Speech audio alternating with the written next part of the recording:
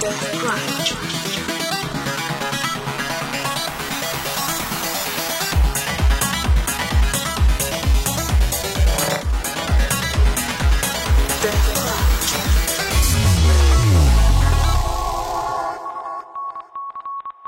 we're still TechCrunch. I hope you're awake up there. And we got Sasha Mirchandani from K Capital from Mumbai. Great. So, as a venture capitalist, have you already seen any startups worth investing here? Maybe some term sheets already signed at TechCrunch? No term sheets, of course, but we've seen some really high-quality startups in the last few hours going up and down these halls. So I'm quite excited and would love to follow up with some of them. And if you think of those startups, if you find a startup that you'd like to invest in, would you be interested in investing into a startup as a Russian company operating in Russia, or would you suggest they move to India or move a part of their operations to India? We're not fussed on them moving their operations to India. In fact, if we like the global businesses, so if they can move to the US and become global companies, we can help them with that as well. My feeling is that US has made such good PR for itself so that every startup that thinks global actually thinks going to the States. Whereas I believe that startups here in Russia or in Europe in general should think more about Asia. They can go global to India or to Southeast Asia. Do you think that might be another way? Yeah, I think why not? I agree. There's so much hyper competition in the US. So if you do find the right startup, and if there's an opportunity in India, for example, or in Europe for that matter, why not? A lot of American companies who enter Russian market, they see evident gaps in the market, and they go and fill those gaps. As a VC based out of India, which gaps do you see on the Indian market that startups from around the world could fill in? I think the Indian market is very early stage, very nascent. So I think there's gaps across the board. So I think for me to pinpoint one particular sector and say, there's a gap in education or there's a gap in healthcare would be foolhardy. I think the entrepreneur, if he or she sees an opportunity in any of these sectors I mentioned, or I haven't mentioned, but across multiple sectors in India, could build successful companies.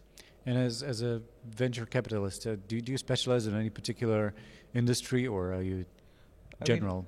Because we're a seed fund, we like companies that have a technology differentiator, but the sector can be pretty general. And as a seed fund, which investments do you? What's the range of investments that you do? We do anywhere from 50K US to 500K as the first check. We can come right at the concept level. As the company progresses, reaches Series A, we put in about $1 million. And then if it reaches Series B, hopefully that's a winning company, we double down, put another $1 million. So we can get to about $2.5 million in the life of the company. And are there any already existing success stories that would motivate entrepreneurs to launch in India? So before we started K Capital, I had invested in a startup called InMobi. It started in India, and as you rightly said, they realized that the competition in the US had already taken off, so they went to other markets. Mm-hmm. As you rightly said, they went to Europe and Africa, Asia, China, and today they're the world's second largest mobile ad network. They certainly have a presence in the US as well, and they valued north of $1 billion. They recently raised $200 million from SoftBank, and that's a great story. It's a global business doing really well. One of the reasons, one of the questions a lot of Russian entrepreneurs ask when they think about moving to India or Asia in general is culture. Do you think apparently you have spoken to quite a few Russian entrepreneurs already. Do you think there could be any cultural difficulties that would make it more difficult for them to do business in India? There could be some element of cultural difficulties, but I think it's not that bad. I think if you can get to India, maybe find a co-founder who's maybe lived here, like an Indian guy, if you know from before. Another way to do it is if you get into an accelerator in India, where they could actually handhold you for a few months into the Indian ecosystem, mm-hmm. and then get out on your own. That could be another way to do it as well. Are there any particular Indian accelerators that you would recommend? Yeah, the Morpheus, GSF. We've invested in, our fund has invested in both these accelerators, Venture Nursery and the list a couple more as well. Okay, thank you very much.